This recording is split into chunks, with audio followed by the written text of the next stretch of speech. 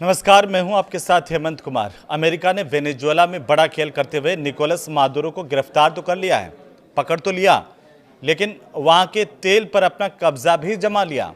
लेकिन इसी बीच सबसे बड़ी बात यह है कि चीन ने इसका ऐसा तोड़ निकाला है जिससे अमेरिका और इजराइल की टेंशन बढ़नी तय है।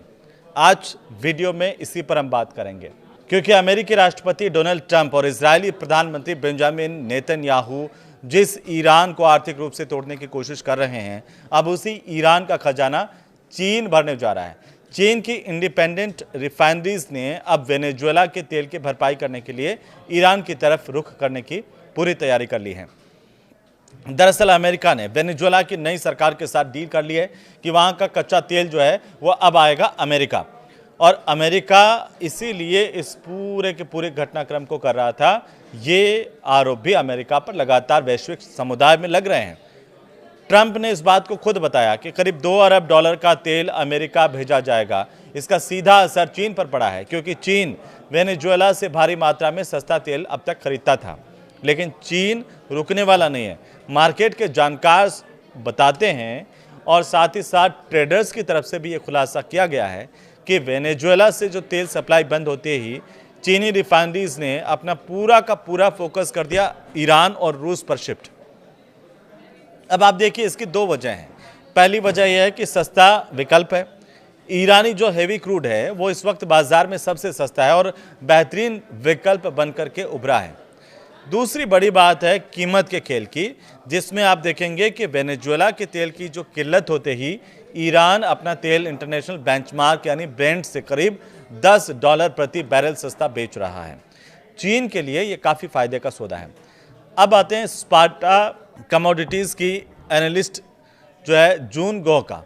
उनका ये कहना है कि वेनेजुएला का पूरा जो ड्रामा है वो चीन की प्राइवेट रिफाइनरीज को चोट पहुंचाएगा, लेकिन बाजार में रूसी और ईरानी तेल की भरमार है। इसीलिए चीन को डरने की ज़रूरत नहीं है, उसे और अपना बस सप्लायर बदल देना है। अब यही बात जो है ट्रंप और नेतन्याहू को परेशान कर सकती है कि अमेरिका ने वेनेजुएला से चीन का पत्ता तो काटा, लेकिन अनजाने में उसने चीन को ईरान की झोली में डाल दिया, और अब चीन जो पैसा वेनेजुएला को देता था वो पैसा ईरान के पास चला जाएगा। ईरान पर प्रतिबंध लगा करके उसे कमज़ोर करने की अमेरिकी कोशिशों को इससे बड़ा झटका लग सकता है।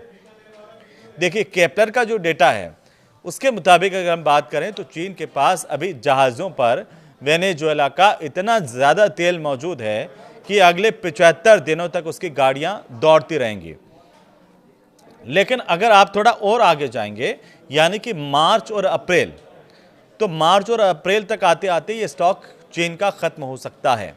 और ये मीडिया रिपोर्ट्स कहती है, केपलर की जो रिपोर्ट है वो कहती है। और मीडिया रिपोर्ट्स की अगर हम माने तो ठीक इसी समय चीनी रिफाइनरीज पूरी तरह से ईरानी और रूसी तेल पर शिफ्ट हो जाएंगे।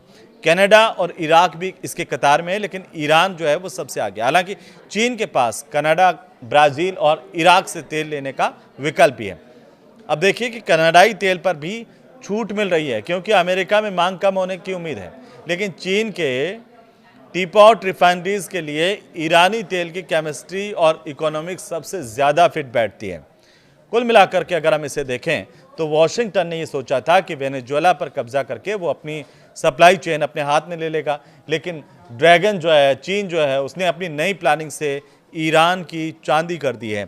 इसका असर वैश्विक समुदाय में क्या पड़ता है, और क्या जो अमेरिका सोच रहा था उसके खिलाफ दुनिया के अंदर कुछ चीज़ें हो रही है तो उसका असर अमेरिका पर पड़ना तय है। ये सवाल अभी सबके सामने आने ज़रूरी है। इस पर आप क्या सोचते हैं, हमें कमेंट करके आप बता सकते हैं। और साथ ही अगर आपको ये वीडियो अच्छा लगा तो इसे शेयर कर सकते हैं, लाइक कर सकते हैं। नमस्कार।